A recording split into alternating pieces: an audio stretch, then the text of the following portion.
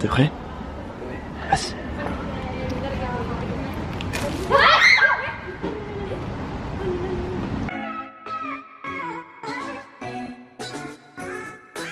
Bonjour et bienvenue dans ce 9e jour au Japon. Aujourd'hui nous sommes à Akihabara, journée tranquille, shopping.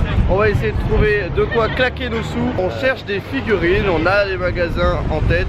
On va les faire un par un et ensuite on testera en mode plus exploration, voir si on tombe sur des trucs sympas.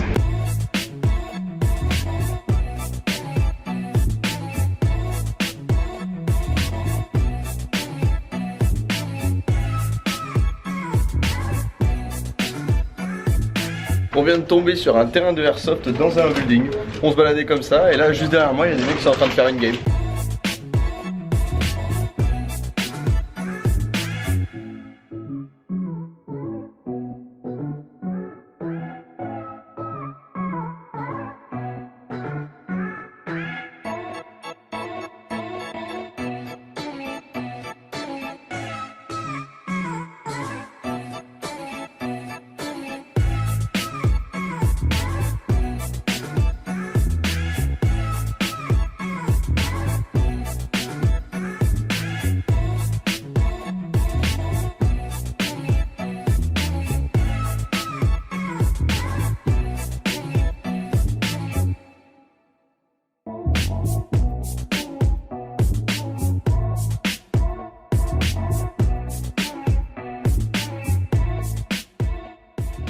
On va tester la pizzeria qui est juste à côté de chez nous.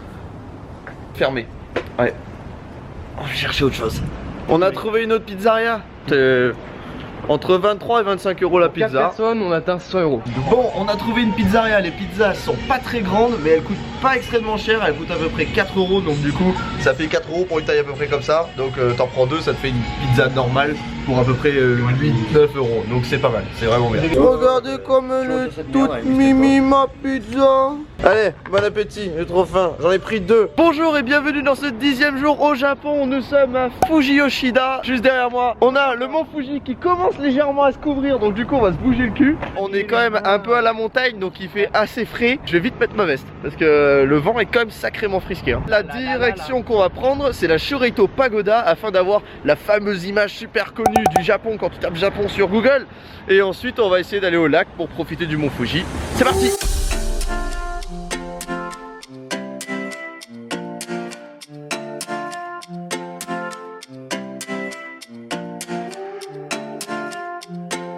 Me revoilà, là les escaliers, ça renvoie derrière. Comment tu trouves ces escaliers?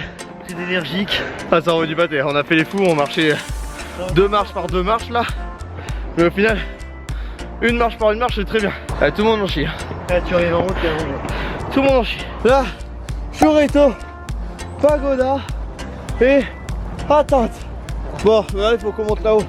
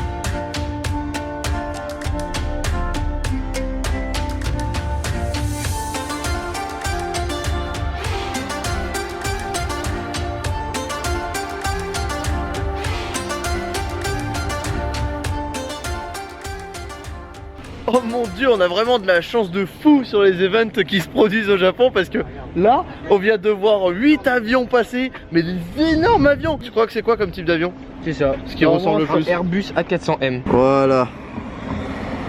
Et là maintenant ce qu'on va faire c'est qu'on va aller au centre de cette ville et on va essayer de prendre le bus pour aller à Hakone. C'est bon, on a trouvé le bus. Pour la petite anecdote, on faisait la queue pour un bus qui n'était pas le bon. Donc là on est parti sur 1h30 de bus. Mais genre dans un bus scolaire. Attends juste 2 secondes. Comme ça.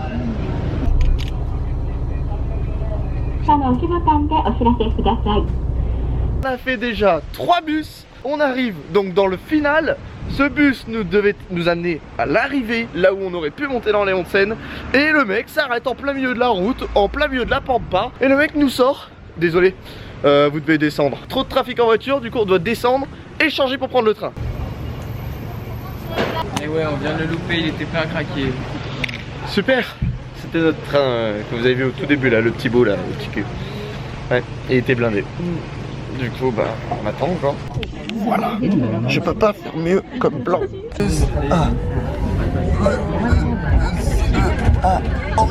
Antoine, un plaisir?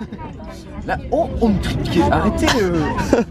Ça y est, on est sorti du train, c'était vraiment compliqué. On était hyper serré, on pouvait à peine bouger, c'était affreux. On est arrivé à destination, on va chercher un onsen, le onsen de Yorio. Nous sommes actuellement en train de gravir une nouvelle montagne.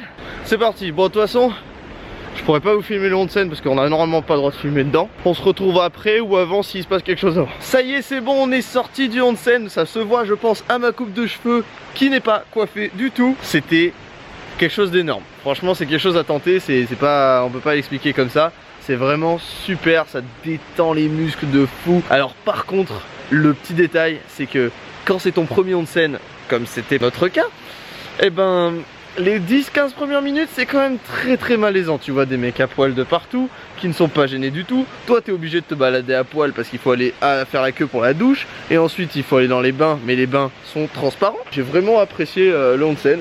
Certes j'en ferai pas tous les jours, mais c'était une expérience très sympathique et je suis content de l'avoir réalisé. Nous voilà arrivés à Tokyo. Enfin on est à Tokyo, bordel. Oui, il fait nuit, on n'a pas vraiment vu défiler la journée. C'est normal.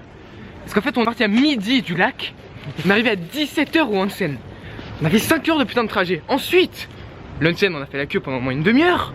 On a fait 1 heure de onsen, on avait le cul serré comme des putains de moulasses. Et qu'est-ce qui se passe ensuite? On a fait 3 heures de trajet, du coup il est 22h et on a fait 2 choses dans la journée. Une journée vraiment très on a mangé forte dans le bus. En émotion. Ah oui c'est vrai. Parce que franchement en plus le karma n'était vraiment pas avec nous de tout le long. Que même pour prendre le dernier train, au final, Antoine achète son ticket. Il fait yes, on a les tickets et tout. Puis j'arrive juste après. Et non, c'est full. Il y a que Antoine qui a son ticket, c'était le dernier. Du coup, il est obligé de demander à la dame de se faire rembourser le ticket. Ensuite, on doit aller chercher un autre ticket. Sauf qu'il est plus cher. Au lieu de 1090, on doit le payer 2400. Du coup, Antoine fait ouais, ça va pas. Et du coup, elle est gentille, la dame. Elle nous dit ok, vous allez le payer 1090. Maintenant, on va au 7-Eleven se chercher à manger. Mais peut-être que le karma va rester négatif et qu'il n'y aura même pas la bouffe qu'on cherche. Oui, c'est normal, il est là, la bouffe. Exactement là. Putain, j'en peux plus. Au final, vu qu'il n'y avait rien au 7-Eleven, on a commandé McDo ou Uber Eats. Parce qu'on en a plein le cul de cette journée. Du coup, on va se faire un bon gros McDo là, ça fait du bien.